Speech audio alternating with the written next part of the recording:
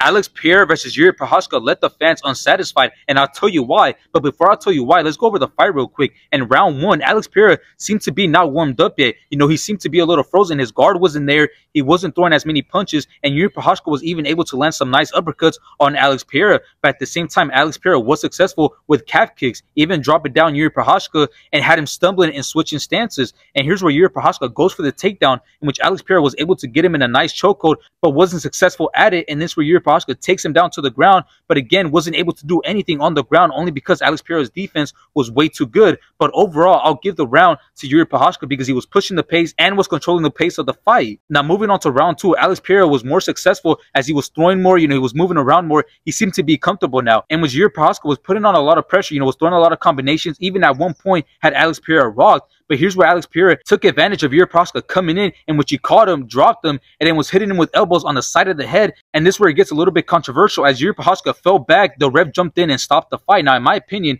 I wish the fight would have went on a little bit more. I wanted to see how Jiri Prochazka could do after being rocked and after being hurt so badly. Even the commentators were saying, I think it was an early stoppage. Now, obviously, Alex Pereira's win was controversial, and this reminds me of Sean O'Malley when he won against Sterling. Sterling on it.